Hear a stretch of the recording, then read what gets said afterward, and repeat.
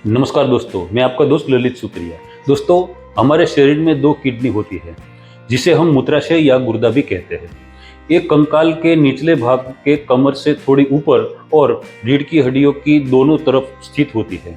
उसका सेपरेट वजन 150 ग्राम जितना होता है, जो एक व्यक्ति की अपनी मुट्ठी की साइज और वाल के आकार की ये होती है।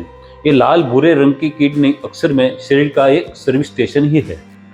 जिस प्रकार वाहन में इंजन को ईंधन से शक्ति मिलती है और अपशिष्ट के रूप में कार्बन उत्सर्जित जो करती है, या एक जानवर भोजन और पानी से ऊर्जा प्राप्त करता है और यूरिन एवं अपशिष्ट का जो उत्सर्जन करता है, इसी प्रकार किडनी ब्लड को शुद्ध करके ताकतवर बनाती है और बिन जरूरी कचरा वो बाहर करती है। किडनी का एक काम समझने जैसा है। हमारे शरीर की पाचन प्रक्रिया से ऊर्जा युक्त रक्त का निर्माण होता है। इस रक्त में एक ही प्रकार की ऊर्जा को विभिन्न सुपाच्य रूपों में परिवर्तित करना पड़ता है।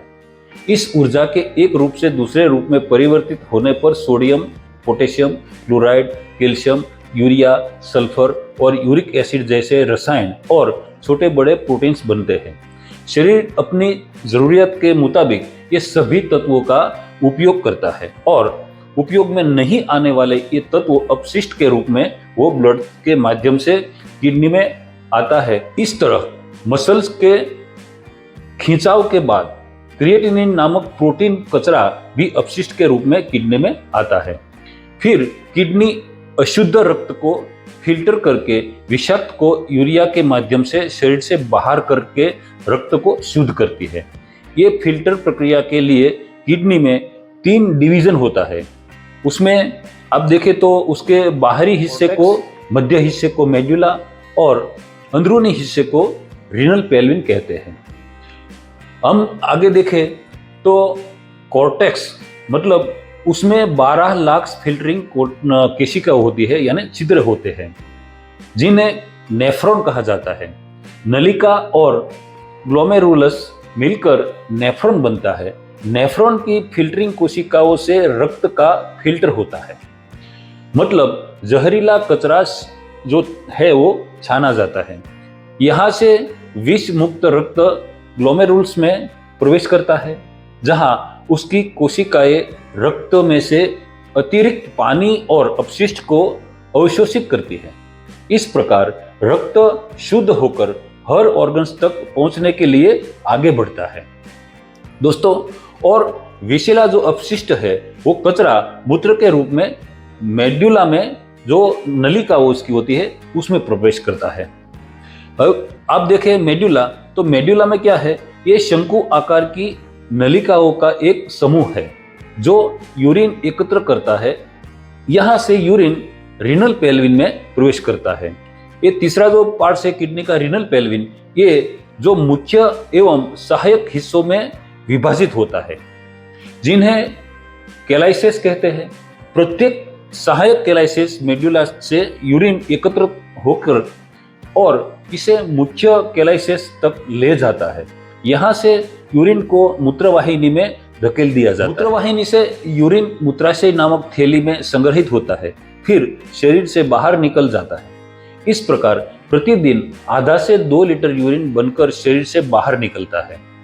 फिल्ट्रेशन प्रक्रिया में किसी कारण से यहाँ किडनी पर भार बढ़ जाता है, तब त्वचा तीसरी किडनी के रूप में कार्य करती है, जो उनके छिद्रों के माध्यम से पसीने के रूप में शरीर में जमा हुए जो तरल अपशिष्ट है उसको वो बाहर निकालने में किडनी को मदद करती है।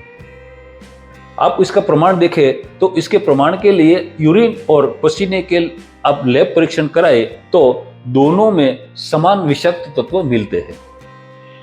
गुर्दे या त्वचा के माध्यम से शरीर से विषाक्त पदार्थ को बाहर निकालने की यह जो प्रक्रिया है उसको प्राकृतिक डायलिसिस कहते हैं। वो अक्सर कुदरत से वो जुड़ा हुआ है और कुदरती रीत से वो चलता है।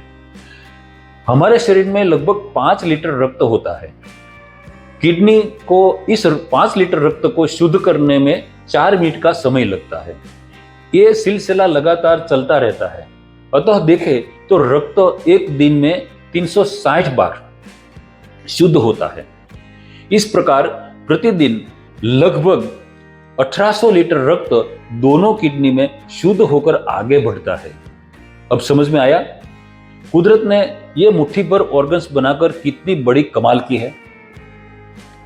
दोस्तों, इस तरह किडनी के ये तीनों हिस्से मिलकर 1800 लीटर रक्त फिल्टर करते हैं और आधे से 2 लीटर जितना अपशिष्ट पदार्थ को यूरिन के माध्यम से वो बाहर करती है। इस प्रकार यूरिन के माध्यम से अनावश्यक विषाक्त पदार्थों, अन्य चयापचय अपशिष्ट और अतिरिक्त पानी को शरीर से निकालने और शरीर के रासायनिक संतुलन को बनाए रखने के लिए किडनी लगातार काम करती है। ये किडनी बीपी को नियंत्रित करने के साथ लाल रक्त केशिकाओं को बनाने में भी मदद करती है। इसके अलावा विटामिन डी का अवशोषण, शरीर के जो अम्ल है वो अल्कली और घुलनशील जो पदार्थ है उसका संतुलन बनाए रखना, इलेक्ट्रोलाइट्स का संतुलन बनाए रखना और शरीर में द्रव यानी फ्लूइड की मात्रा संतुलित रखने का काम वो करती है और महिलाओं के प्रोस्टाग्लैंडिन हार्मोन्स का उत्पादन का वो काम करती है।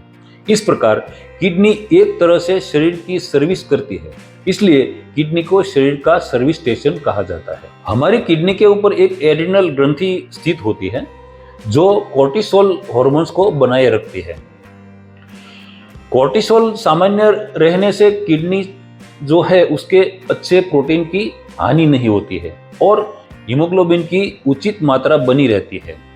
कोर्टिसोल को सामान्य रखने के लिए हर हफ्ते 24 घंटे का उपवास करना चाहिए।